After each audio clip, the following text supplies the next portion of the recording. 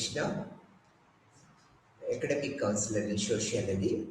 మనం ఈరోజు బిఎస్ఓఈ 143లో ఎన్వైర్న్మెంట్ సోషియాలజీలో యూనిట్ నెంబర్ 15 గురించి తెలుసుకుంటారు.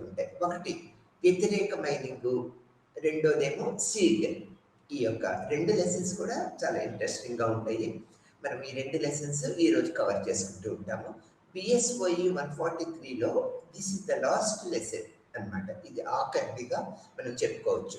ఈ లెసన్లో మనము భూమి ఆధారిత ఉద్యమాలు అంటే మనము ఒక పారిశ్రామికీకరణ డెవలప్ అయిపోయిన తర్వాత మన దేశం యొక్క ఆర్థిక పరిస్థితి మెరుగు చేసుకోవడానికి మనకు అందుబాటులో ఉన్న ఖనిజాలన్నింటినీ ఉపయోగించుకొని అనేక రకాల పరిశ్రమలను స్థాపించుకుంటూ ముందుకు వెళ్ళాలన్నమాట. ఆర్థికంగా బలోపేతం కావాలంటే ఏం చేయాలి?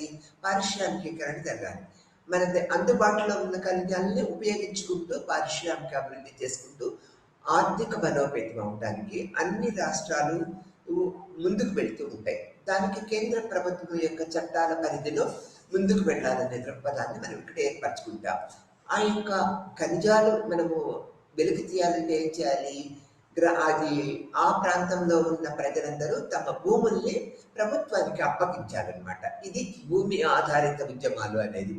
దాంట్లో ఈ భూమి అప్పగించడంలో అనేక రకాల సాధక బాధకాలన్నీ కూడా ప్రజలు ఏర్పరచుకుంటూ ఉంటారు. అనేక సాధకాల బాధకాలు ఉంటాయి అన్నమాట.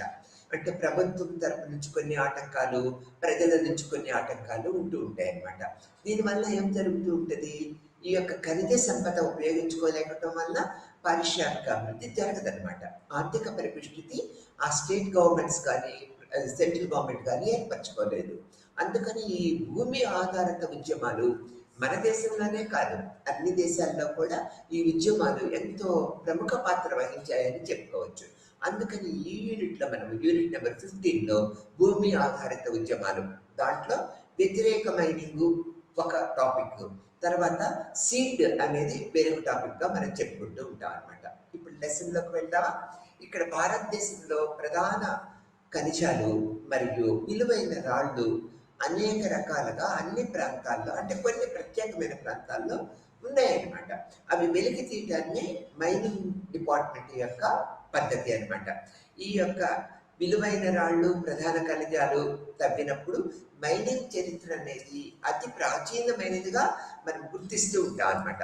అతి ప్రాచీనమైన చరిత్రగా మనం మైనింగ్ వ్యవస్థని గుర్తిస్తూ ఉంటాం. దానివల్ల ఏమవుతూ ఉంటుంది? అన్ని దేశాల్లో కొన్ని ప్రత్యేకమైన ప్రాంతాల్లో మైనింగ్ అనేది ఎక్కువగా లభిస్తుందనే దృక్పథాన్ని మనం ఏర్పరచుకుంటూ ఉంటాం అన్నమాట. దీనికి ఇక్కడ ఏంటంటే వివిధ ప్రాంతాలలో వజ్రాలు, బంగారము మరియు ఇనుము, తర్వాత సీసము మరియు వెండి, అనేక రకాల ఖనిజాలు మనకి లభిస్తూ ఉంటాయి. అవన్నీ కూడా భూగర్భంలో ఉంటాయి. మనం దాన్ని వెలికి తీసి మనము వాడుకుంటూ ఉంటాం. ఆర్థిక అభివృద్ధికి ఈ ఖనిజాలు అనేవి ప్రముఖ పాత్ర వహిస్తాయి అనేది మనం గ్రహించవలసిన విషయం అనమాట. తర్వాత దక్షిణ భారతదేశంలో మనకి ఒరిస్సా, కర్ణాటక, ఆంధ్రప్రదేశ్ కొన్ని ప్రత్యేకమైన జిల్లాలు, అంటే కొన్ని ప్రత్యేకమైన జిల్లాల్లో ఈ ఖనిజ సంపద విరివిగా ఉన్నదనేది గుర్తించిన తర్వాత శాస్త్రవేత్తలు అక్కడ ప్రభుత్వ పరంగా తవ్వకాలు ప్రారంభించి ఆ ఖనిజ సంపదను వెలికితీసి ప్రజలకి, ప్రభుత్వానికి అనుగుణంగా మనం ఉపయోగించుకుంటూ ఉంటాం అనేది ఈ ఖనిజం యొక్క లెసన్ యొక్క ముఖ్య ఉద్దేశంగా చెప్తూ ఉంటాం అనమాట. ఇక్కడ దక్షిణ భారతదేశంలోని కట్టిగుడి, మండి, వైనాడ్ వంటి అనేక బంగార క్షేత్రాలు మరియు కొన్ని ప్రదేశాలలో ఈ యొక్క బంగారం కోసము మైనింగ్ జరిగినట్లుగా మనకి ఆధారాలు ఎన్నో ఉన్నాయి. పురాతన కాలం నుంచి కూడా ఉన్నాయన్నమాట. విజయనగర సామ్రాజ్యాలు, మళ్ళీ కర్ణాటకలో అనేక రకాల మైనింగ్ వ్యాపారాలు చేసినట్లుగా రత్నాలు, వజ్రాలు, బంగారాన్ని మనకి వెలికి తీసినట్లుగా అనేక చారిత్రక ఆధారాన్ని మనం గుర్తించాం. ఇది ప్రభుత్వ పరంగా అంటే రాజ్యపరంగా, ప్రజల పరంగా ఒక వినూతనమైన వ్యాపార పద్ధతి అనిగా మనం చెప్పుకోవచ్చు అనమాట. ఈ విధమైన పద్ధతుల్లో ఆ రాజ్యాలు, ఆ ప్రభుత్వాలు ఎంతో ఆర్థిక పరిపుష్టిని ఏర్పరచుకుంటాయనేది మైనింగ్ రంగంలో ఈ యొక్క ఖనిజాలు వెలికి తీయటం వల్ల ఉపయుక్తమైన ప్రక్రియల వల్ల ఆ యొక్క ఆర్థిక పరిపుష్టిని సంతరించుకుంటూ ఉంటాయి. అసలు మైనింగ్ అంటే ఏంటి? దాని యొక్క అర్థము, ఎలా వెలికి తీస్తూ ఉంటారు, దాని యొక్క కేంద్ర రాష్ట్ర ప్రభుత్వాల ప్రాముఖ్యత ఏ విధంగా ఉంటుంది అనేది మనము ఇక్కడ తెలుసుకుంటూ ఉంటాం అనమాట. ఇక్కడ మైనింగ్ అంటే భూగర్భంలో ఉన్న ఖనిజాలను వెలికి తీయటమే మైనింగ్ కార్పొరేషన్ యొక్క ప్రముఖ లక్షణంగా మనం చెప్పుకుంటూ ఉంటాము. తర్వాత సీసము, జింకు మరియు వెండి తవ్వకముల వల్ల ఆర్థిక పరిపుష్టి ఏర్పడుతుంది అనేది మనం చెప్పుకుంటూ ఉంటాం. అంటే ఒక ప్రాంతంలో ఉన్న ఖనిజాలని అన్ని ప్రాంతాలకి మనము డిస్ట్రిబ్యూట్ చేస్తూ ఉంటాము. ఇతర దేశాలకు ఎగుమతి చేయటం వల్ల మనము ఆర్థికంగా బలోపేతంగా ఉంటుంది అనమాట. ఆ దేశం కానీ, ఆ రాష్ట్రాలు కానీ, కేంద్ర ప్రభుత్వం కానీ బలోపేతం అవడానికి మైనింగ్లో దొరికిన ఖనిజాల వల్లే ఆధారపడి ఉంటుంది. ఆర్థికంగా ఇది ఎక్కువ లాభాలని మనకు తెచ్చిపెట్టగలుగుతుంది అనే దృక్పథాన్ని మనం ఇక్కడ ఏర్పరచుకుంటూ ఉంటాం అనమాట. 1800 శతాబ్దము మరి 17వ శతాబ్దాన్ని తీసుకున్నట్లయితే రాణిగండి బొగ్గు క్షేత్రాలు, బొగ్గు ఉత్పత్తి అంటే తన ప్రయత్నాలు అంటే ఉత్పత్తి చేసే ప్రక్రియ పద్ధతులు చేపట్టడం వల్ల ఈ ప్రాంతాల్లో బొగ్గు ఎక్కువగా దొరుకుతుంది అనేది మనము తెలుసుకున్నాం అనమాట.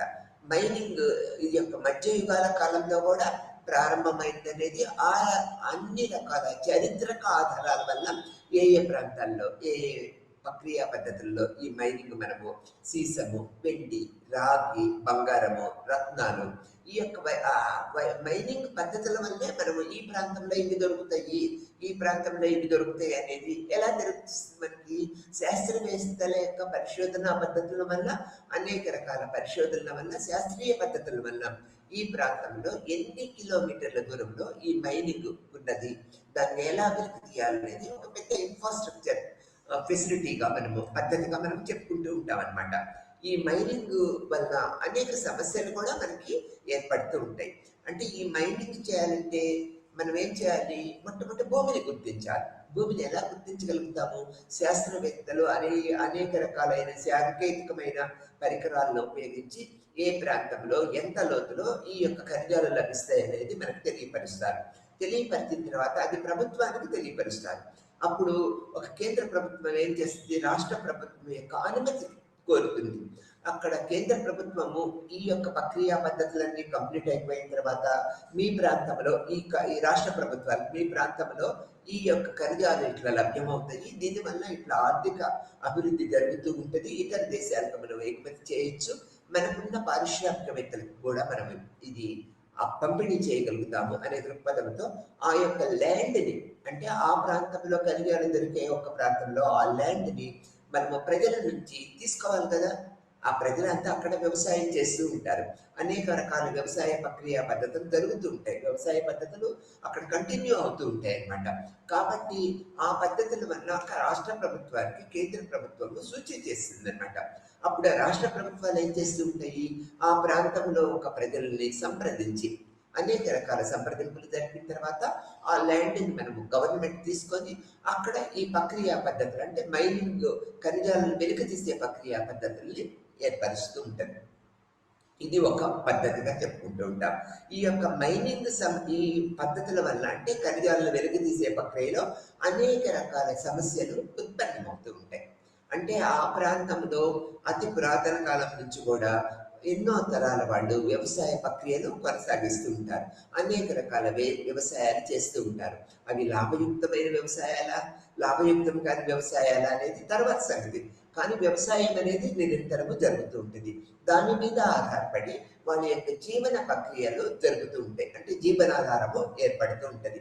అంటే ఎన్నో వందల వేల కుటుంబాలు ఆ యొక్క భూముల మీద ఆధారపడి వాళ్ళ యొక్క జీవిత విధానాన్ని కొనసాగిస్తూ ఉంటారు. ఒకే టైంలో ఈ గవర్నమెంట్ వచ్చి ఈ ల్యాండ్ మాకు ఇవ్వండి అని అంటే వాళ్ళు ఇవ్వగలుగుతారా? ఇవ్వలేరు. అనేక ఎన్ని తరాల నుంచో ఆ భూమిని సాగు చేసుకుంటూ వాళ్ళ జీవనయాత్ర కొనసాగించడం వల్ల ప్రజలు ఏం చేస్తారు? వ్యతిరేకిస్తారు. మొదట వ్యతిరేకిస్తారు. ఎన్ని రకాల మనము వాళ్ళని అన్వయించినా, ఎన్ని రకాల వాళ్ళకి దాని యొక్క పద్ధతులు చెప్పినా కూడా వెంటనే వాళ్ళు ఒప్పుకోరు అనమాట.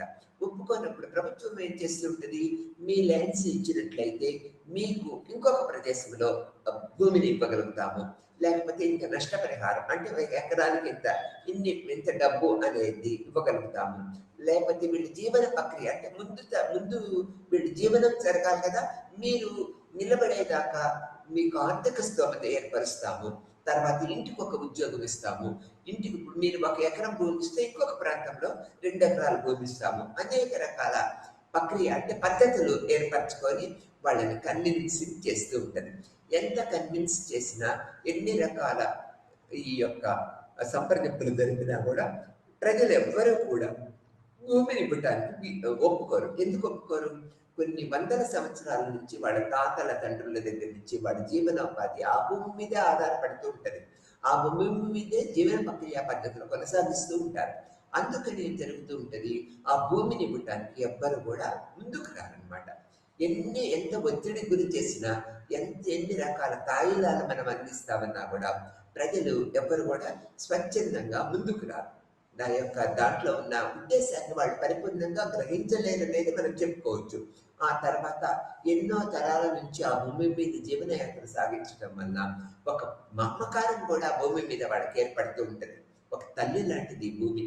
మన ఇన్ని సంవత్సరాలు మనకు జీవన భృతిని కల్పించింది, ఈ భూమిని వదులుకుంటే మనం బ్రతకలేము అనే దృక్పథాన్ని ఏర్పరచుకుంటారు.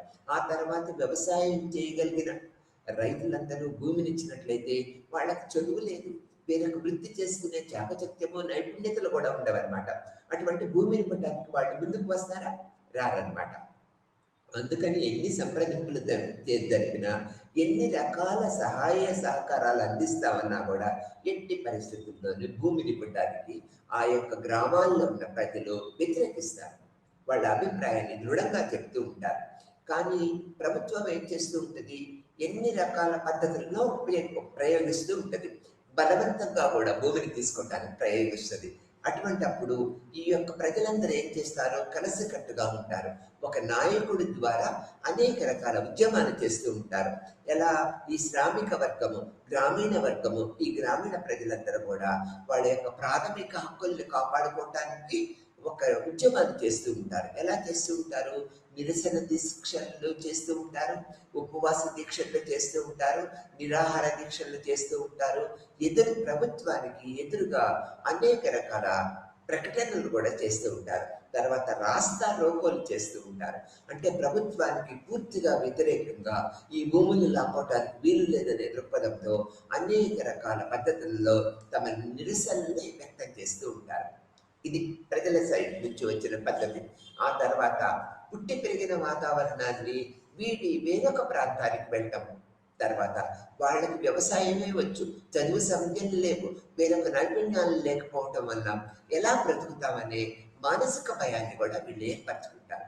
అందుకని భూమి ఇవ్వటానికి ఈ యొక్క గ్రామీణ ప్రాంతంలో ఉన్న రైతులు, అంటే ఈ ఖనిజాలు ఎక్కడున్నాయో ఆ ప్రాంతంలో నివసించే ప్రజలు, వాళ్ళ యొక్క గ్రామ ప్రాంతం ప్రజలు, ఆ పరిసరాల యొక్క ప్రజలు ఎవ్వరు కూడా ఈ యొక్క ల్యాండ్ ఇవ్వడానికి ఎటువంటి సుముఖతను వ్యక్తం చేయరు. అప్పుడు గవర్నమెంట్ తప్పనిసరిగా వీళ్ళని అనేక రకాల ఇబ్బందులకు గురి చేస్తుంది, అనేక ప్రలోభాలకు కూడా పెడుతూ ఉంటుంది. ఆ ల్యాండ్ ఎట్లయినా తీసుకుంటేనే ఈ యొక్క అభివృద్ధి పథంలోకి ముందుకు వెళ్తామనే దృక్పథాన్ని ఏర్పరచుకుంటుంది.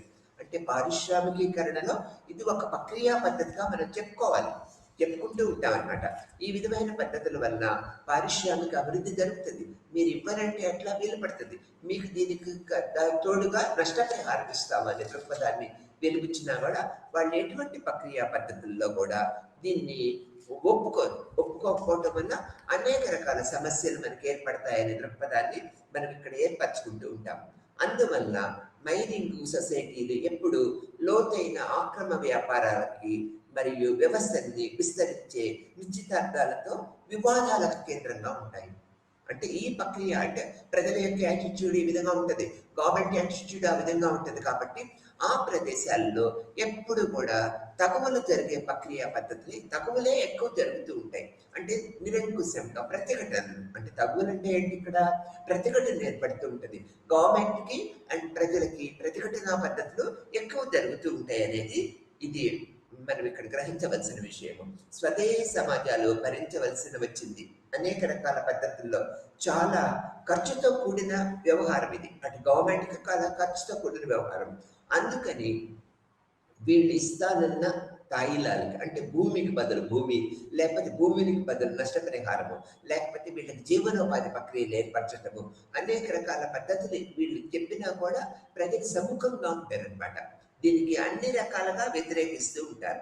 మైనింగ్ పరిశ్రమలను పట్టి పీడిస్తున్న ఇతర పునరావృత్తి సమస్యలు కొన్ని మైనింగ్ పరిశ్రమల యొక్క మూలధన దృఢత్వము, తర్వాత శ్రామిక వర్గానికి వారి ప్రాథమిక హక్కులకు పదే పదే తిరస్కరిస్తూ వారికి నిరంతరము వేధించడం అనేది ప్రభుత్వ పరంగా జరుగుతూ ఉంటుంది. ఆ ప్రభుత్వ పరంగా ఇలా జరుగుతూ ఉన్నప్పుడు అనేక రకాల సమస్యల్ని ఈ యొక్క ప్రభుత్వము మరియు ప్రజలు ఎదుర్కొంటూ ఉంటారు. అనేక రకాల సమస్యలు, సంఘటనలు కదా, ఈ యొక్క ప్రతిఘటన సంఘటనలుగా మనం చెప్పుకుంటూ ఉంటాం. భూమిని లాక్కోవాలని వాళ్ళు చూస్తూ ఉంటారు, భూమిని వదులుకోకూడదని ప్రజలు చూస్తూ ఉంటారు అన్నమాట. తర్వాత ఇక్కడ దీనివల్ల ఏం జరుగుతూ ఉంటది, ఈ యొక్క మైనింగ్ భూముల్ని ఇవ్వటం వల్ల సరే గవర్నమెంట్ మేము అది ఇస్తాము, మేము ఇది ఇస్తాము, మీకు జీవనోపాధికి ఎటువంటి లోటు లేకుండా చూస్తాము అని చెప్తుంది అనమాట. ఇన్ని వందల ఎకరాలని గవర్నమెంట్ స్వాధీనం చేసుకున్నప్పుడు వాళ్ళు మళ్ళీ ఈ యొక్క గ్రామీణులకి లేకపోతే ఆ పరిసర ప్రాంతంలో ఉన్న ప్రజలకి తిరిగి చెల్లించేంత స్తోమత ఉంటుంది కదా. కొన్ని కోట్ల రూపాయలు ప్రజలకు చెల్లించవలసి వస్తుంది. విడుదల వారీగా చెల్లిస్తామనే దృక్పథాన్ని ప్రభుత్వం వ్యక్తపరుస్తూ ఉంటుంది. వీళ్ళు విడుదల వారీగా ఇస్తారా ఇవ్వరా, మనం మోసానికి గురవుతామా అనే దృక్పథాన్ని ప్రజలు ఏర్పరచుకుంటూ ఉంటారు ఇక్కడ. ఈ విధంగా అందుకని భయపడుతూ ఉంటారు. వీళ్ళు కొన్ని గవర్నమెంట్స్ మనం తీసుకున్నట్లయితే మొదటి విడత డబ్బులు ఇస్తుంది, తర్వాత నుంచి ఎన్నో రకాల ఇబ్బందులు గురి చేస్తూ ఉంటది అనమాట. ఇప్పుడు మనం ఎగ్జాంపుల్గా ఉదాహరణగా మనం తీసుకున్నట్లయితే, ఇప్పుడు చూడండి ఆంధ్రప్రదేశ్ మనం తీసుకున్నట్లయితే అమరావతి రాజధానికి 35,000 ఎకరాలు ఈ యొక్క గ్రామీణ ప్రజలందరూ కూడా ఇచ్చారు. ఎంతో సారవంతమైన బలవంతమైన భూములు, అవి బలమైన భూములుగా చెప్పుకుంటాం. అన్ని రకాల పంటలు, నీటిపారుదల సౌకర్యాలు ఉన్న భూములు, అవన్నీ కూడా రాష్ట్రం యొక్క అభివృద్ధి గురించి ఈ యొక్క గ్రామీణ ప్రజలందరూ 35,000 ఎకరాల భూమి ఇచ్చారు. ఇచ్చిన తర్వాత వాళ్ళకి అంటే ఒక గవర్నమెంట్ ఉన్నప్పుడు సకాలంలో వాళ్ళకి ఇన్స్టాల్మెంట్ పద్ధతుల్లో వాళ్ళకి అన్ని కూడా ఏర్పరుస్తూ ఉన్నది. ఇప్పుడున్న గవర్నమెంట్ ఏం చేస్తుంది, వాళ్ళని అనేక రకాల ఇబ్బందులకి నిత్యం అంటే ఇప్పుడు మనకు చూడండి వాళ్ళు ఇప్పుడు ఎన్ని రోజుల నుంచి ఎన్ని నెలల నుంచి వాళ్ళు నిరంతరము నిరసనలకు దిగారు. అంటే వాళ్ళు పాత గవర్నమెంట్ చెప్పింది వేరు, కొత్త గవర్నమెంట్ వచ్చిన తర్వాత అమలుపరిచే విధానాలు వేరు. అంటే పారిశ్రామిక అభివృద్ధికి, రాజధాని అభివృద్ధికి వీళ్ళు 35 ఎకరాల భూములు ఇస్తే వాళ్ళు నిరంతరమైన అనేక రకాల ఫిజికల్గా, ఫైనాన్షియల్గా, మానసికంగా అనేక రకాల సమస్యలు ఎదుర్కొంటూ ఉన్నారు. ఇక్కడ కూడా అదే జరుగుతున్నది అనమాట. మైనింగ్ వ్యవస్థ, ఖనిజాలు వెలుగు తీయాలనే ప్రభుత్వ అభిప్రాయాలకి ప్రజలు గౌరవించి భూమిని ఇచ్చేటట్లయితే, ఇచ్చిన తర్వాత ఇన్స్టాల్మెంట్స్గా వీళ్ళకి పరిహారం చెల్లించడం అంటే చెల్లిస్తారా లేదా అనే భయము ప్రజల్లో ఏర్పడుతూ ఉంటుంది అనమాట. అటువంటప్పుడు వీళ్ళు జీవనోపాధి కోల్పోతారు, పరిహారము ఒకే తఫాగా ఉండదన్నమాట. తర్వాత జీవన నైపుణ్యాలు వ్యవసాయం మీదే ఆధారపడే జీవనాన్ని కలిగించే ఈ యొక్క గ్రామీణ ప్రజలకు నైపుణ్యం లేకపోవటం వల్ల వీరికి ఉద్యోగాన్ని పొందలేరనమాట. తర్వాత రోజువారీ కార్యక్రమాలు అంటే ఆహార అన్వేషణ ఇవన్నీ కూడా తగ్గిపోతూ ఉంటాయి, అంటే లేకుండా పోతూ ఉంటాయి. అప్పుడు వీళ్ళు ఎలా జీవించాలి, ఎలా బ్రతకాలి అనేది ఒక సమస్యగా ఏర్పడుతూ ఉంటుంది. అందుకని మానసికంగా వీళ్ళు భయపడతారు. ఈ ప్రభుత్వం యాటిట్యూడ్స్ కూడా చెప్పినంత సులభంగా వీళ్ళకి పరిహారము ఏర్పడటము, ఉపాధి అవకాశాలు ఏర్పరచడము అనేది జరుగుతూ ఉండదన్నమాట. కాబట్టి ప్రజలు భయపడటం వల్ల, ప్రభుత్వము బలవంతంగా భూములు లాక్కోవటం వల్ల ఈ ప్రజలు నిరసన తెలియపరుస్తారు, ప్రతిఘటన ఏర్పరుస్తారు. అనేక ఉద్యోగ రూపాల్లో వీళ్ళు అనేక రకాలుగా నిరసనలు తెలియపరుస్తూ ఉంటారు అనేది మనకు తెలిసిన విషయమే. ప్రైవేట్ కార్పొరేషన్లు మరియు క్లోజ్ అసోసియేషన్లు పనిచేస్తున్న విధానము ఆ విధంగా ఉంటుంది అనేది మనం ఇక్కడ గుర్తించవలసిన విషయంగా మనం చెప్పుకుంటూ ఉంటాం అన్నమాట. ఇక్కడ ఒరిస్సాలోని కాశీపూర్ బ్లాక్ లో ఉన్న గొప్ప బాక్సైట్ అధికంగా దొరుకుతుంది అనమాట. ఒరిస్సాలోని కాశీపూర్ లో ఉన్న బ్లాక్ లో బాక్సైట్ ఎక్కువ దొరకటం వల్ల ఆ గ్రామీణ ప్రాంతంలో ప్రజలందరికీ వ్యవసాయ భూముల్ని అనేక రకాల పద్ధతుల్లో బలవంతంగా కానీ ఒత్తిడితో కానీ ఈ యొక్క ఒరిస్సా గవర్నమెంట్ భూమిని తీసుకున్నది. ఈ గిరిజనులు అక్కడ ఎవరు నివసిస్తూ ఉంటారు, గిరిజన ప్రజలే ఎక్కువ నివసిస్తూ ఉంటారు. ఎంతో సారవంతమైన భూములు, ఎన్నో రకాల పంటలు పండే భూములు అన్నమాట. వాళ్ళందరూ కూడా ప్రభుత్వం యొక్క యాటిట్యూడ్కి ఎడ్డలు తిరిగి అనేక రకాలుగా నిరసన ప్రక్రియ పద్ధతులు తెలియపరిచారు.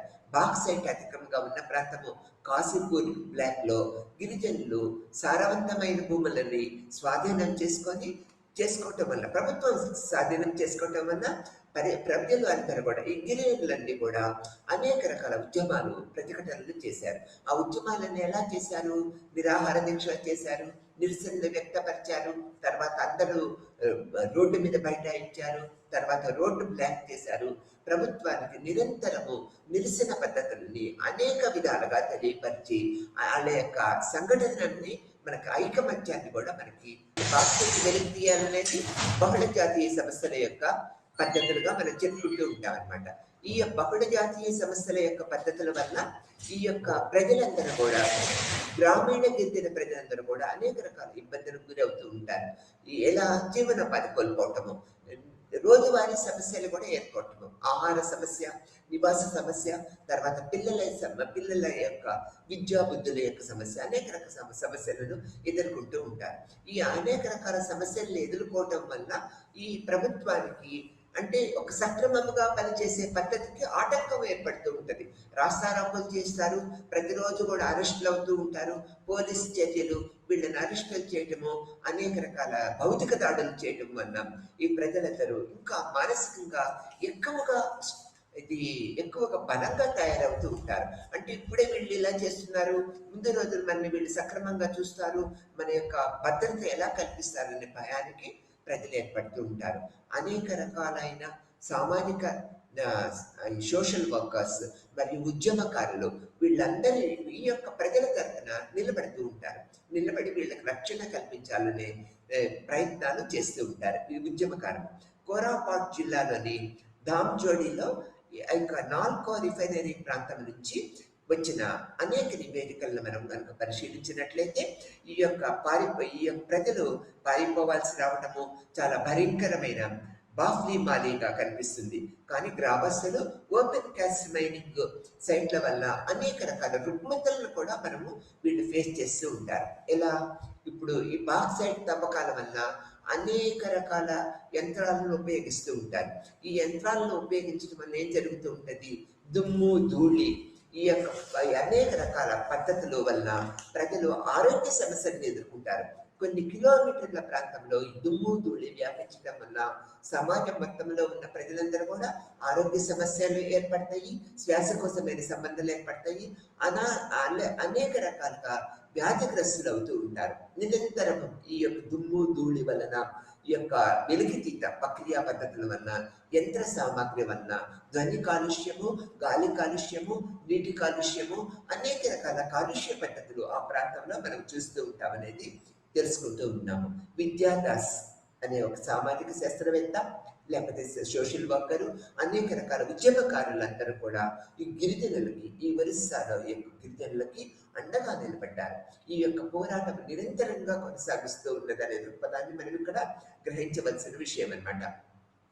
గిరిజన ఉద్యమాలు అనివార్యమైనవని ఈ పద్ధతిలో మనము తెలుసుకుంటూ ఉన్నామన్నమాట. వాళ్ళు బలహీనంగా ఉన్నప్పటికీ రాష్ట్రానికి మరియు దానికి సామాగ్రికి కఠినమైన సవాలు ఇవ్వకుండా ఈ భూములు విడిచిపెట్టడానికి ఇష్టపడలేదు. అంటే ఈ విధమైన బహుళ జాతీయ సమస్యలు government, state government, central government ఎన్ని రకాల ప్రభావాలు పెట్టినా కూడా ఈ గిరిజనులు వారి యొక్క ప్రాంతాన్ని వదిలిపెట్టి బయటకు వెళ్ళి వీళ్ళకి అంటే సజావుగా ఈ యొక్క బాక్సైట్ వెలికితీతకి వీళ్ళు సహకరించలేదు. ఇక విద్యాదాస్, అనేక మంది ఉద్యమకారులు, సోషల్ వర్కర్స్, ప్రకృతి పరిరక్షణ సోషల్ వర్కర్స్ అందరూ కూడా ఈ గిరిజనులకు అండగా నిలబడ్డారనమాట ఒరిస్సాలో. వీళ్ళందరూ ప్రముఖ పాత్ర వహించారు. ప్రభుత్వానికి, గవర్నమెంట్కి, అంటే స్టేట్ గవర్నమెంట్కి, సెంట్రల్ గవర్నమెంట్కి అనేక రూపాలలో వీళ్ళు వినతి పత్రాలు ఇచ్చారనమాట. ఇలా ఈ యొక్క బాక్సైట్ గనులు తవ్వినప్పుడు ఈ యొక్క గనులు ఎంతో కిలోమీటర్లలో తవ్వుతూ ఉంటారు. మరి అక్కడ మళ్ళీ వాటిని పూడ్చాలి కదా, ఆ వ్యర్థ పదార్థాలలో వాటిని పూడ్చటము, అంటే గనిలో ఉన్న ఖనిజాలను వెలికి తీయటము, ఖనిజాలను వాడుకోవడంతో పాటు ఈ పూడ్చవలసిన ప్రక్రియ పద్ధతులు వాళ్ళు చేయలేదు. వీళ్ళు అంటే ఈ బహుళ జాతీయ సంస్థలు, గవర్నమెంట్, ఈ యొక్క అధికారులు కూడా వీళ్ళు చెప్పేది ఒకటి, చేసేది ఒకటే అనమాట. అంటే ప్రజలకి అంటే గిరిజనులకి సజావు అంటే ఏం చెప్పారు అనేవి ఆ రక్షణా పద్ధతులన్నీ కూడా నిర్వర్తించలేదు. దానివల్ల అక్కడున్న ప్రజలందరూ కూడా ఈ గిరిజనులతో పాటు ఆ సమాజంలో ఆ సమూహంలో ఉన్న ప్రజలందరూ కూడా అనేక రకాల కాలుష్యానికి గురయ్యారు. ధ్వని కాలుష్యము, గాలి కాలుష్యము, ఈ యొక్క నీటి కాలుష్యానికి గురయ్యారు. జీవన ప్రక్రియ అంటే వాళ్ళ యొక్క జీవన స్రవంతికి అనేక ఆటంకాలు ఈ బహుళ జాతీయ సంస్థలు వెలికి తీసే బాక్సైట్ గనులను వెలికి తీసే అనేక రకాల సంస్థలు కూడా మనం చెప్పుకుంటూ ఉంటాం అన్నమాట. అంటే ఒక ఖనిజాలను వెలికి తీసినప్పుడు ఆ ఖనిజాలను ఉపయోగించుకున్న తర్వాత ఆ యొక్క ప్రాంతాన్ని మళ్ళీ సర్దుబాటు చేయాలి. అక్కడున్న లోతైన గుంటలన్నీ కూడా పూడ్చివేయాలి. అంటే ప్రజల యొక్క జీవన పరిస్థితుల్ని ఒక ప్రక్రియ అంటే సజావుగా జరిగేటట్లుగా చేయాలన్నమాట.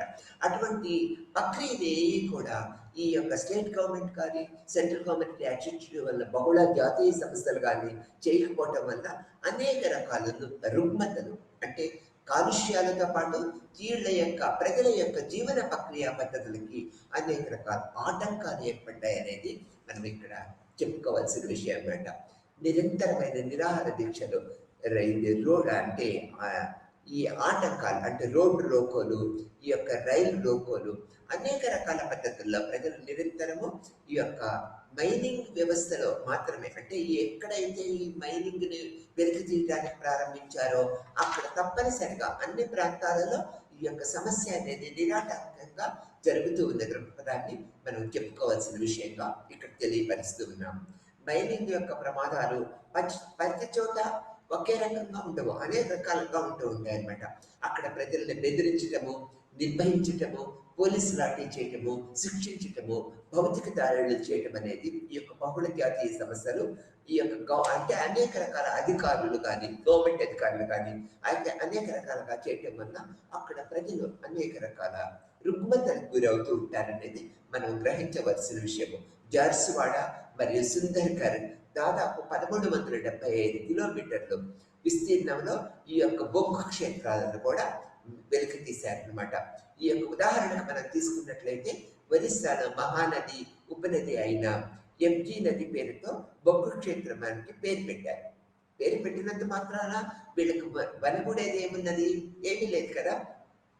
తర్వాత ఈ అనుబంధ యూనిట్ అయిన మహానది కోల్డ్ ఫీల్డ్ లిమిటెడ్ ఈ ఎంఎన్సి ఈ పద్ధతుల్లో ప్రజలకి అనేక రకాల అంటే ప్రజలకి అంటే ఆ రాష్ట్రంలో ఆ పేర్లు పెట్టి బహుళ జాతీయ సంస్థలు ముందుకు వెళ్ళటం వల్ల వీళ్ళ జీవన పరిస్థితుల్లో వీళ్ళు ఇచ్చిన హామీలు నెరవేర్చకపోవటం వల్ల అనేక రకాల ఇబ్బందులు గురయ్యారనేది మనకు తెలుసుకోవచ్చు. ఈ ఎంసీఎల్ కోసము మైనింగ్ కార్యకలాపాల ద్వారా లబ్ధి పొందిన నిర్వాసితులు వ్యవసాయం కంటే ఎక్కువ కూలీ రేటు అంటే వీళ్ళకి ఏం చేశారు? కూలీ రేట్ ఎక్కువ ఇచ్చారు. 100 రూపాయలు ఇచ్చేసాట 400 ఇచ్చారు. అంటే దానివల్ల ఎక్కువ అంటే ఆ పని జరిగినంత వరకే వీళ్ళు కూలీ రేటును పొందగలుగుతారు. తర్వాత ఈ కూలీ దొరుకుతుందా? వీళ్ళకి దొరకదనమాట. అంటే వీళ్ళకి అనేక రకాల ప్రక్రియ పద్ధతుల్లో వీళ్ళని వశపరచుకోవటం కోసము నివాస ప్రాంతాన్ని అంటే ప్రాంతం అంతా ఆక్యుపై చేసుకున్నారు. వీళ్ళకి జీవనోపాధి కలిగించలేదు, మళ్ళీ భూమికి భూమి ఇవ్వలేదు, మళ్ళీ నష్టపరిహారం కూడా అనుకున్న పద్ధతుల్లో చెల్లించకపోవటం వల్ల ఈ యొక్క నిర్వాసితులు అనేక రకాల ఇబ్బందులు గురయ్యారనేది మనం తెలుసుకోవచ్చు.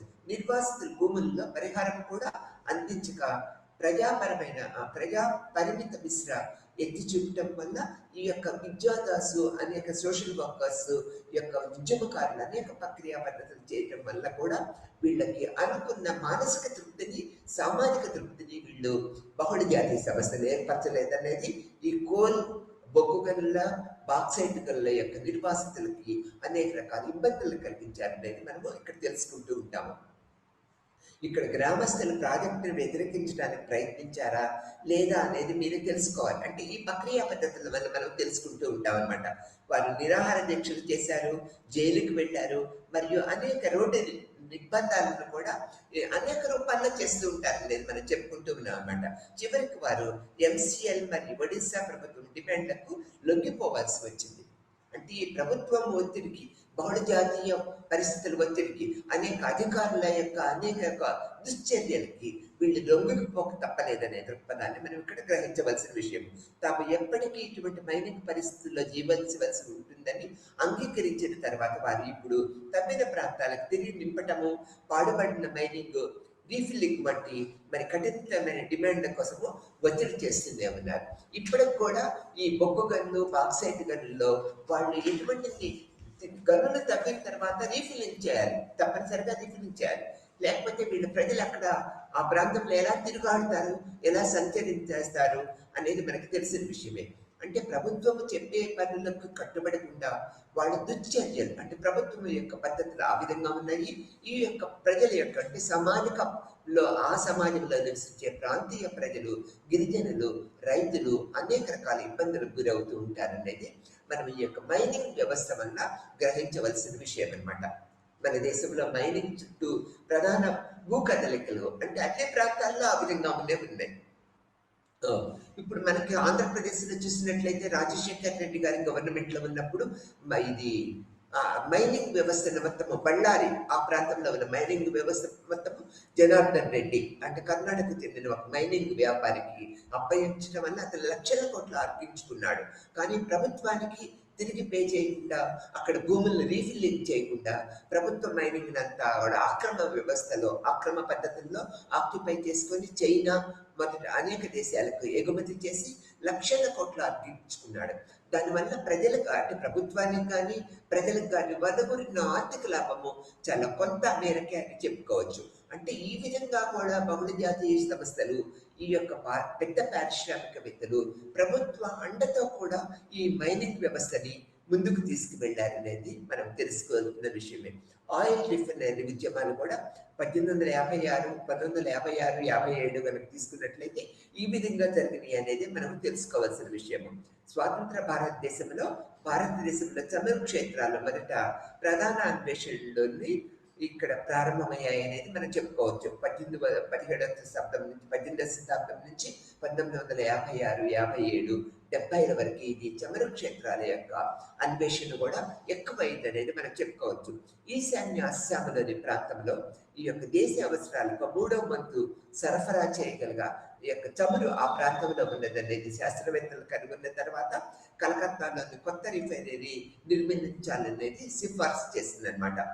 భారత ప్రభుత్వము అస్సాంలోని దుబారి ప్రాంతాల్లో మరియు అనేక ప్రాంతాల్లో ఈ చమురు క్షేత్రాలు పుష్కలంగా ఉన్నాయనే దృక్పథాన్ని ఏర్పరచుకున్నప్పుడు అస్సాం ప్రజలు ప్రభుత్వం ఎత్తుగడలను బ్రిటిష్ చమురు ప్రయత్నాలు ప్రభావితం చేసినట్లుగా మనం భావించవలసి వస్తుందనేది మనం ఇక్కడ చెప్పుకుంటూ ఉంటాం అన్నమాట.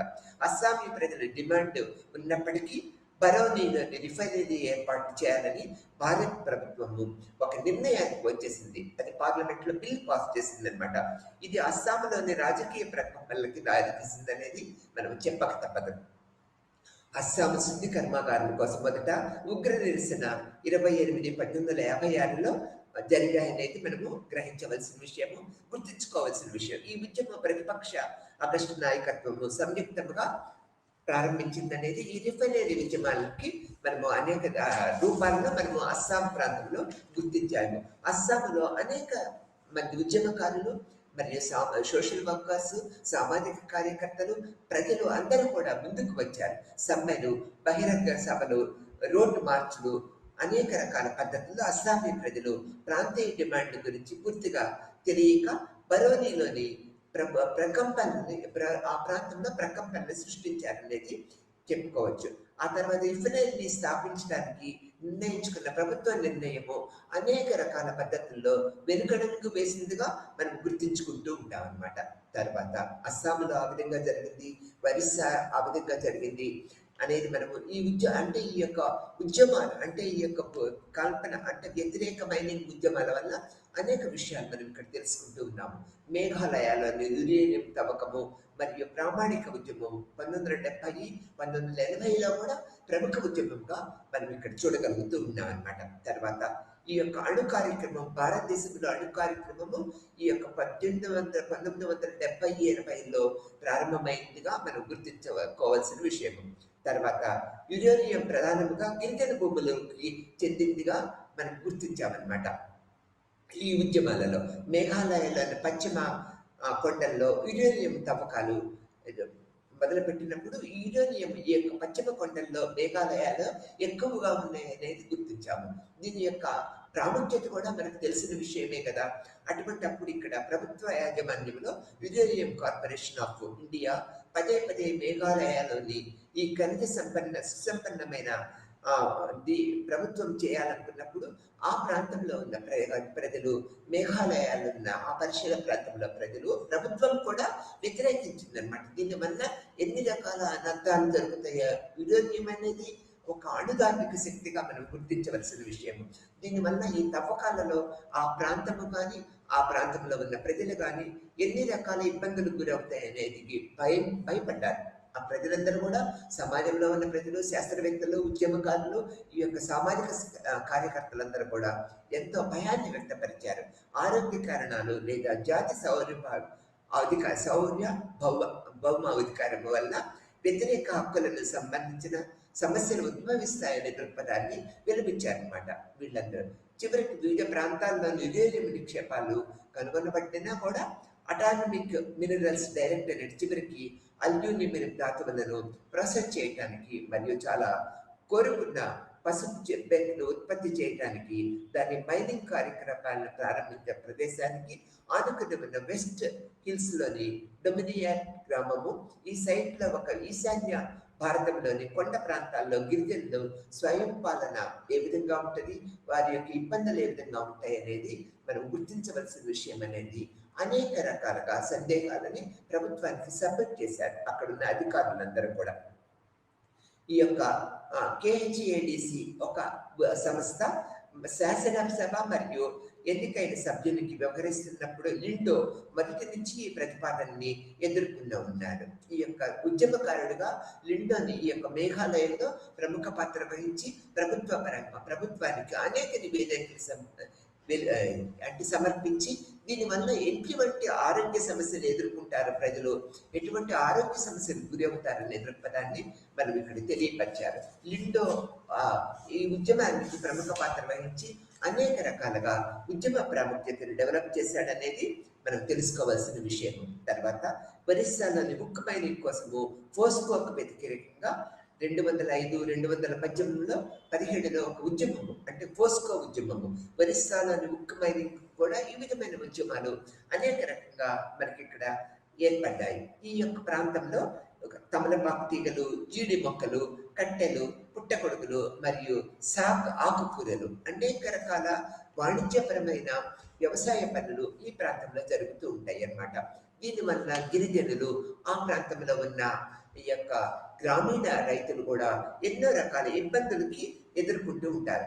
ఒరిస్సాలోని భగత్ సింగ్పూర్ జిల్లా గ్రామస్తులు ఆదుకున్న పెద్ద అడవులే అని మీకు, అంటే ఇవన్నీ కూడా అటవిక ప్రాంత సంపదగా, గిరిజన సంపదగా మనము చెప్పుకుంటూ ఉంటాం. అక్కడ ఎక్కువగా తమలపాకు తీగలు, కీడి మొక్కలు, కట్టెలు, పుట్టగొడుగులు, అనేక రకాల వాణిజ్యపరమైన పంటలు మీద ఆధారపడి ఈ గిరిజనులు, గ్రామీణ ప్రాంతం ప్రజలు కూడా జీవన ప్రమాణాలని వెలుగుచుతూ ఉంటారన్నమాట. ఇక్కడ మనం కనుక ఒరిస్సాలో ఈ ఉక్కు మైనింగ్ కోసము ఈ ఉద్యమాలు చేసినట్లయితే ఈ యొక్క గిరిజన ప్రాంతంలో ఉన్న ప్రజలతో పాటు పర్యావరణ అక్షీణత కూడా ఏర్పడుతుందనే దృక్పథాన్ని మనం ఇక్కడ గుర్తుంచుకోవాల్సిన విషయము. దీనివల్ల ఫోస్కో వ్యతిరేక ఆందోళనకు నాయకత్వం వహించిన అనేక రకాల ఉద్యమాలు, ఈ యొక్క ఫోస్కో ఉద్యమం స్వగ్రామ సమితి అనే పద్ధతులతో, పిపిఎస్ఎస్ అనే పద్ధతుల్లో 2011, 2020, 2013లో ఈ ఉద్యమము ప్రముఖ పాత్ర వహించింది. ఆ యొక్క పర్యావరణ గిరిజన ప్రాంతంలో వచ్చే యొక్క వాణిజ్య పంటలు అనేక రకంగా దెబ్బతింటాయి అనేది, గిరిజనులు నిర్దాక్షిణ్యంగా జీవనోపాధిని కోల్పోతారనే దృక్పథాన్ని ఈ యొక్క ప్రాంతం వల్ల మనకి వెలుగుస్తూ ఉన్నారనే దృక్పథాన్ని మనకు తెలిసిన విషయమే. దీనివల్ల ఈ పోస్కో ఉద్యమం వలన, పిపిఎస్ఎస్ ఉద్యమం వలన ఆ యొక్క ప్రాంతము క్షీణత, పర్యావరణ క్షీణతతో పాటు ఈ యొక్క గిరిజనుల యొక్క జీవన శ్రమని కోల్పోతారనే దృక్పథాన్ని అనేక రకాలుగా మనకు చెప్పారనేది ఈ ఉద్యమంలో, ఈ ఉక్కు ఉద్యమం వల్ల మనకు తెలుస్తుంది ఒరిస్సాలో. తర్వాత డింకియా గ్రామంలో పరిమితమైన 2700 భూమిని మాత్రమే పొందగలిగారు. ప్రభుత్వం ఎన్ని రకాల ప్రయత్నాలు చేసినా 2700 ఎకరాల గ్రామాన్నే పొందగలిగారు అనేది మనకు తెలుసుకోవాల్సిన విషయం. జనవరి 2015లో mine and minerals development and regulation act యొక్క సవరణ తర్వాత ముఖ్యంగా దేశవ్యాప్తంగా మైనింగ్ స్కాముల గురించి పెరుగుతున్న ఆందోళన పోస్కో స్కామ్ల అంతరాయం కలిగేదిగా ఉన్నదనేది, అంటే ఈ పోస్కో ఉద్యమానికి అంతరాయం కలిగేదిగా ఉన్నదనేది మనం ఇక్కడ తెలుసుకోవాల్సిన విషయము. 2017లో దాని పారిశ్రామికీకరణ డ్రైవ్ను విరమించుకుంది. ఈ పోస్కో ఉద్యమము ఒరిస్సాలో ఉధృతంగా జరిగి ప్రజల పక్షాన్ని నిలబడి ఉధృత రూపంగా ఉద్యమం చేయటం వల్ల 2017లో ఈ పారిశ్రామికీకరణ డ్రైవ్ను విరమించుకున్నది అనేది మనం చెప్పుకోవచ్చు. ఇది ఒక ఉద్యమకారుల యొక్క ఆ పర్యావరణ ప్రాంతంలో నివసిస్తున్న గిరిజనుల గ్రామీణ ప్రజల యొక్క ఉద్యమం యొక్క ప్రక్రియా పద్ధతులను మనం గుర్తించి వాళ్ళందరూ గెలుపుగా మనము గుర్తించుకోవాల్సిన విషయంగా చెప్పుకుంటూ ఉన్నాము.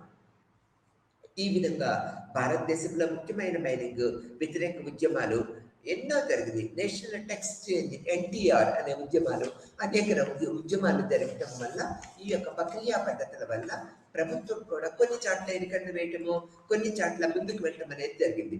1990లో ఒరిస్సాలోని రాయగఢ్ మరియు కలహండి జిల్లాలో అల్యూమినియం ప్లాంట్ స్థాపనకు వ్యతిరేకమైన ఉద్యమాలు కూడా ఎన్నో జరిగినాయి అన్నమాట.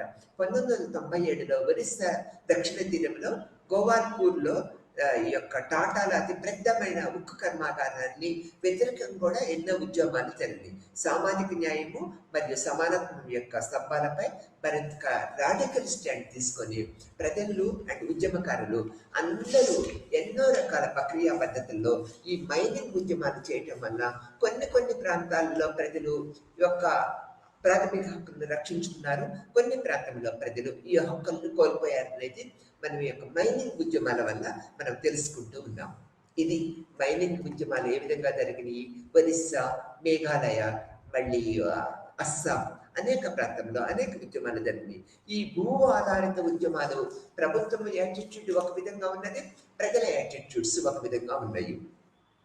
ఇంతవల్ల ఈ ఉద్యమాల వల్ల మనం తెలుసుకోవాల్సిన విషయం ఏంటంటే, ఈ ప్రభుత్వము అంటే అనుకున్న పద్ధతుల్లో ఈ యొక్క ప్రాంతం యొక్క ప్రజలు ఈ మైనింగ్ యాక్ట్ ఉద్యమాన్ని చేసేటప్పుడు వాళ్ళకి రక్షణ కల్పించాలి, జీవనోపాధి కల్పించాలి, పరిహారం కూడా శాశ్వత పరిహారం ఇవ్వాలి. తర్వాత ఆల్టర్నేట్గా వాళ్ళకి జీవనోపాధి వ్యవసాయం మీదే ఆధారపడ్డారు కాబట్టి వ్యవసాయ భూములను పరిహారంగా ఇచ్చినట్లయితే మళ్ళీ వ్యవసాయం చేసుకుంటూ వేరొక ప్రాంతంలో వాళ్ళు సుస్థిరమైన జీవన శ్రమితలో కలిసిపోవటానికి వీలవుతూ ఉంటుంది. కాబట్టి ఇక్కడ ప్రభుత్వము, కేంద్ర రాష్ట్ర ప్రభుత్వాలు ఈ యొక్క ఉద్యమం యొక్క బలాన్ని గ్రహించి ప్రజలకి సమానమైన న్యాయం చేకూర్చినట్లయితే మైనింగ్ ఉద్యమాలు ముందుకు వెళ్తాయి, పారిశ్రామికీకరణ జరుగుతుంది.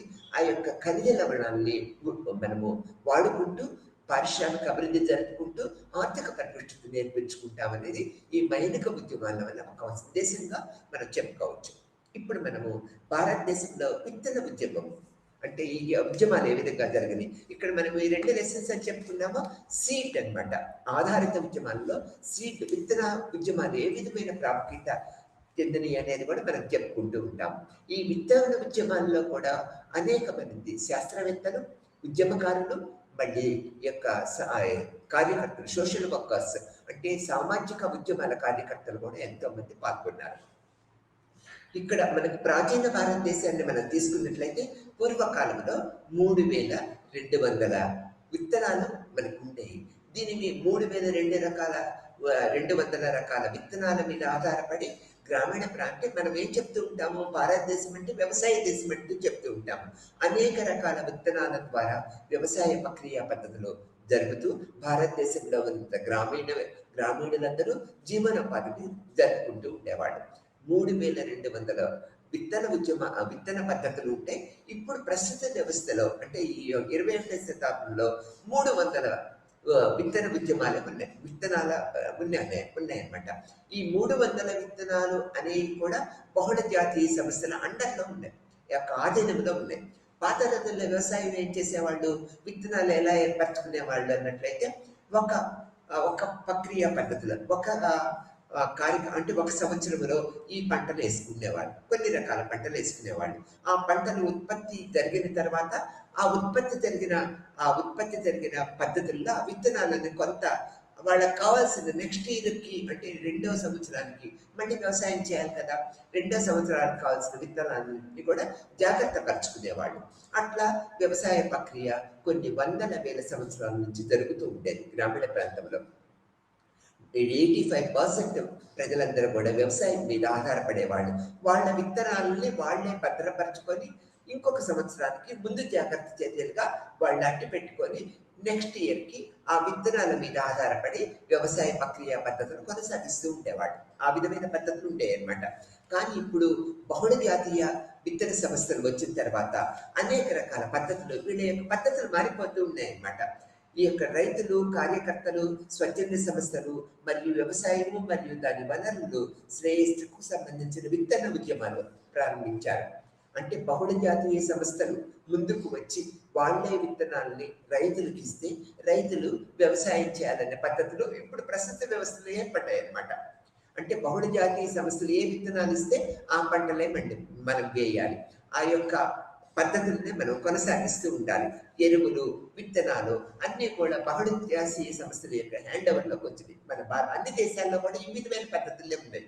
అంటే ప్రభుత్వం ఈ బహుళ జాతీయ సంస్థలు ఇదిగో మీరు ఈ పంట వేయాలి, పత్తి వేయాలి, వరి వేయాలి, ఈ గోధుమలు వేయాలి అంటే వాళ్ళు శాసిస్తూ ఉంటారు.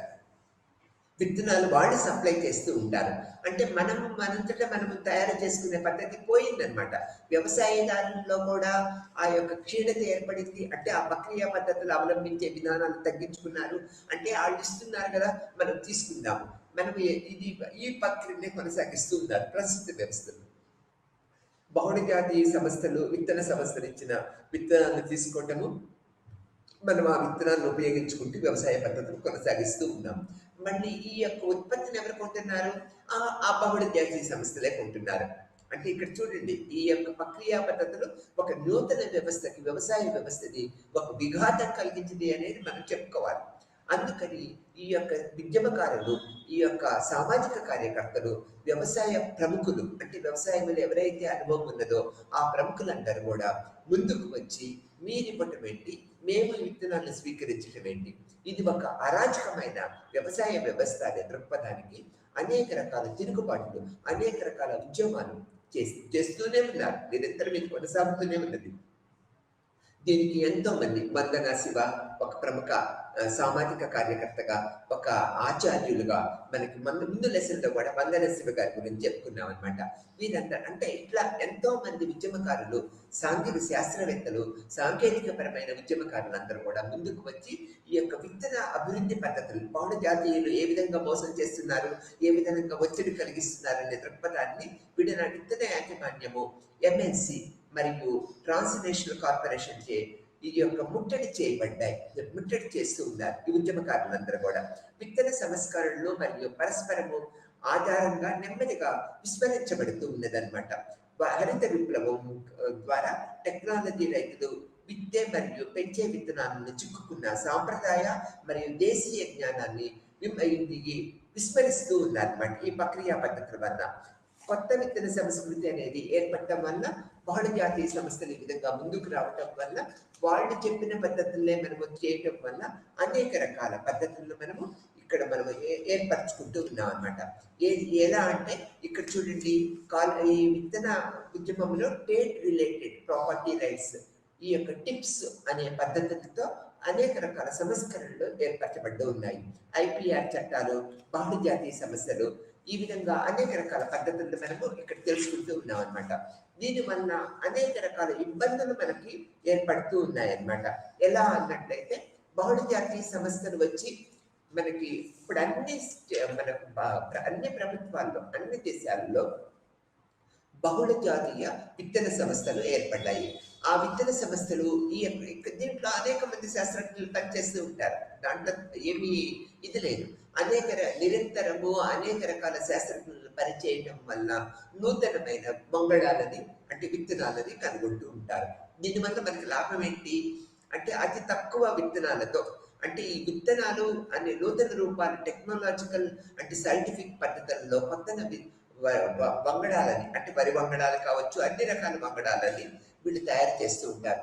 దీనివల్ల, ఈ వంగడాల వల్ల ఎక్కువ ఉత్పత్తి మనం చేయగలుగుతాం, అది కంపల్సరీగా చేయగలుగుతాం. అటువంటి శాస్త్రీయ పద్ధతులు కూడా మనకు అవసరమైనవి ఒక విధంగా చెప్పుకోవాలంటే. అంటే నిరంతరము జనాభా పెరిగిపోతూ ఉన్నది. ఇప్పుడు చూడండి, ప్రస్తుత వ్యవస్థలో ప్రపంచవ్యాప్తంగా 800 కోట్ల జనాభా ఉన్నదని చెప్పుకుంటూ ఉన్నాం. మన భారతదేశంలో కూడా నిరంతరం జనాభా పెరిగిపోతూ ఉంటుంది. ఈ పాత పద్ధతులతో, పాత వ్యవసాయ పద్ధతుల్లో, పాత విత్తన పద్ధతులతో కనుక వ్యవసాయం చేసినట్లయితే మనకు ఇప్పుడు 140 కోట్ల మంది జనాభా ఉన్నామన్నమాట.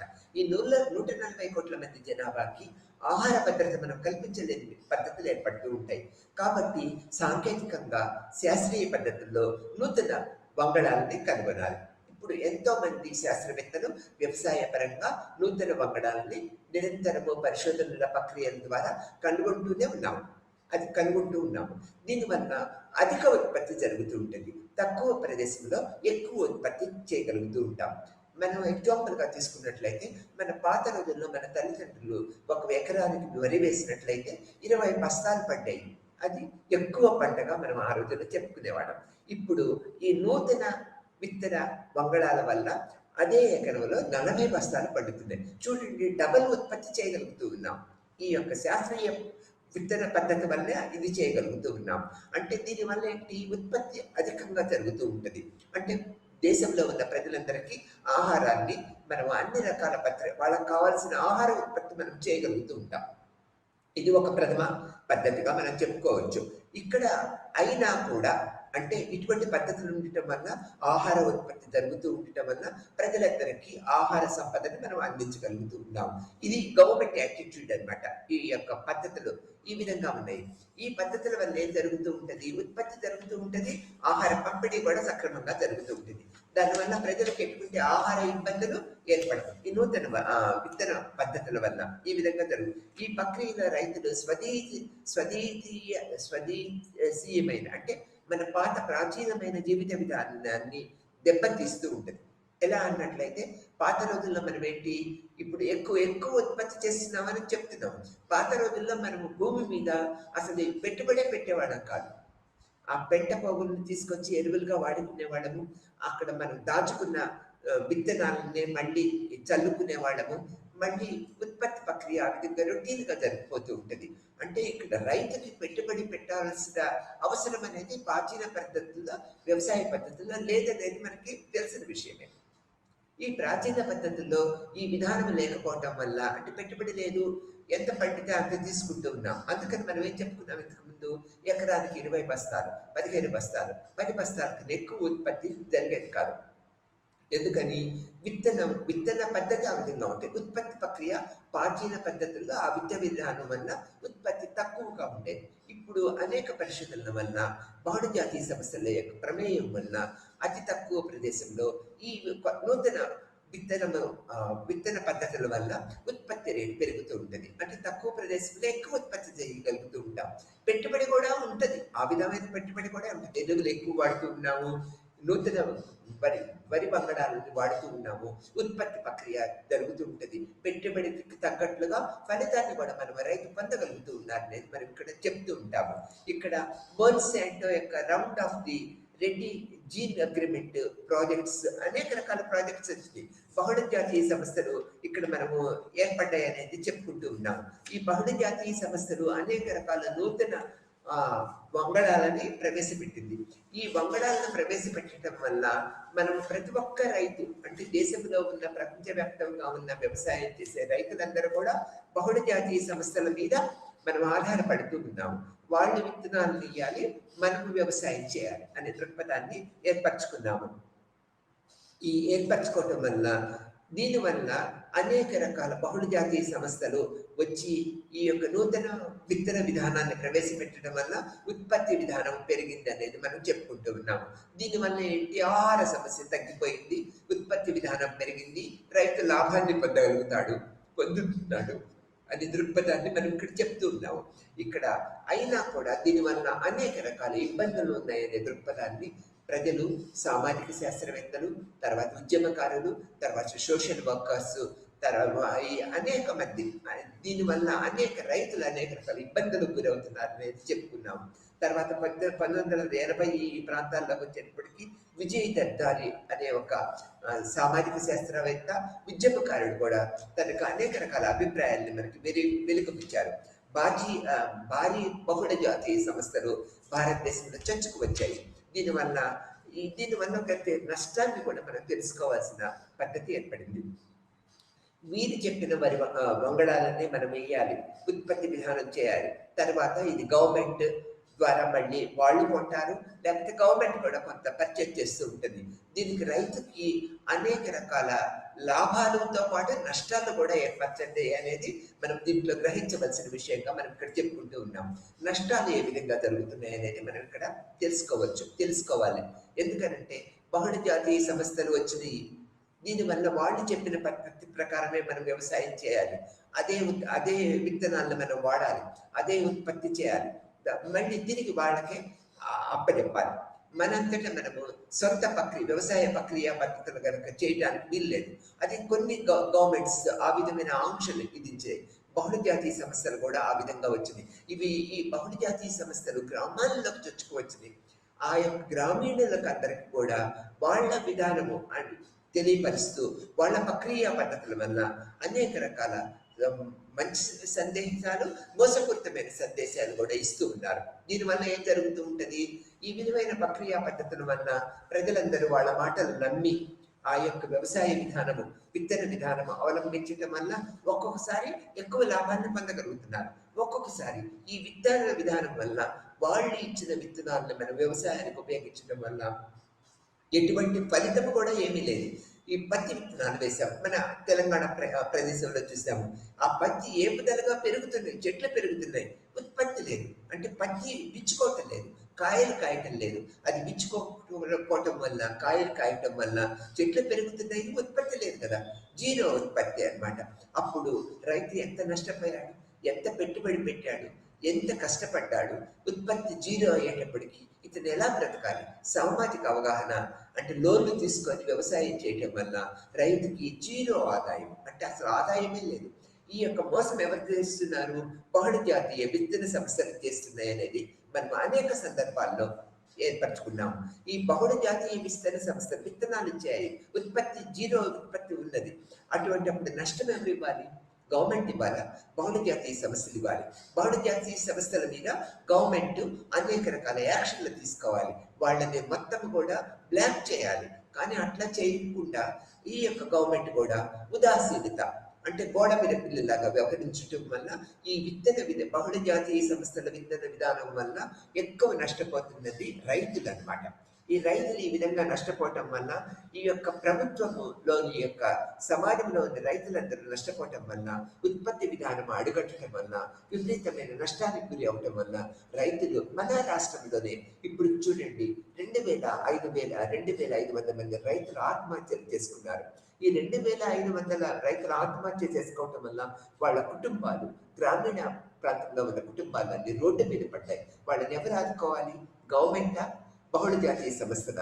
ఇది మనం గుర్తించుకోవాల్సిన విషయము. వ్యవసాయం మీద బహుళ జాతీయ సంస్థలు ఈ విధంగా ఆధిపత్యం చేయటం వల్ల, విత్తన విధానాన్ని వాళ్ళ హ్యాండ్ ఓవర్ చేసుకోవటం వల్ల ముందు కాలంలో కానీ సమాజంలో ఉన్న గ్రామీణ రైతులు కానీ సామాజిక వ్యవస్థ చిందరవందర అయిపోయి గ్రామీణ రైతులు ఎన్నో రకాల ఆర్థిక, సామాజిక, మానసిక ఇబ్బందులకు గురవుతూ ఉంటారు. కాబట్టి ప్రభుత్వం, స్టేట్ అండ్ సెంట్రల్ గవర్నమెంట్ బహుళ జాతీయ విత్తన సంస్థల మీద కఠినమైన నిబంధనలు తీసుకోవటం వల్ల రైతులకు మేలు చేసిన వాళ్ళం అవుతాము. కాబట్టి ఇక్కడ మేలు రకపు విత్తనాలకు బదులు వీళ్ళు నాసి రకపు విత్తనాలు ఇవ్వటం వల్ల వ్యవసాయం మొత్తం కూడా దెబ్బతింటూ ఉంటుంది. అటువంటి దెబ్బతిన్నప్పుడు ప్రభుత్వం, రైతులు ముందుగా నష్టపోయేది రైతులు. కాబట్టి ఈ విధంగా బహుళ జాతీయ సంస్థలను కంట్రోల్ చేసి రైతులకి సామాజికంగా మనము ప్రభుత్వము, స్టేట్ అండ్ సెంట్రల్ గవర్నమెంట్ ఆర్థిక చేయూత ఇచ్చినట్లయితేనే వాళ్ళు ముందుకు వెళ్ళగలుగుతారు. ఈ విధంగా అనేక ఉద్యమాలు, మైనింగ్, విత్తన పద్ధతుల వల్ల అనేక మోసపూరితమైన గవర్నమెంట్, బహుళ జాతీయ సంస్థల యొక్క మోసపూరిత విధానం వల్ల ప్రజలు, సామాజిక గ్రామీణ ప్రజలు లేకపోతే గిరిజనులు, ఆ ప్రాంత మైనింగ్ వ్యవస్థలో అయితేనేమో ఆ ప్రాంతంలో ఉన్న ప్రజలు, ఈ విత్తన వ్యవస్థలో అయితే మొత్తము భారతదేశంలో యొక్క గ్రామీణ రైతులు అనేక రకాల ఇబ్బందులకు గురవుతున్నారు. కాబట్టి ఈ యొక్క ఇబ్బందులని ఈ యొక్క state and central government mining వ్యవస్థ, విత్తన వ్యవస్థ మీద కంట్రోల్ ఏర్పరిచి రైతులకి, ప్రాంతీయ ప్రజలకి న్యాయం చేకూర్చాలనే దృక్పథాన్ని మనము ఇక్కడ తెలుసుకోవాల్సిన విషయం అన్నమాట. ఇది ఈ యొక్క లెసన్ యొక్క మైనింగ్ విత్తన వ్యవస్థ యొక్క గవర్నమెంట్ పద్ధతులు ఏ విధంగా ఉన్నాయి, ఎలా కట్టడి చేయాలనేది మనం ఈరోజు తెలుసుకుందాం.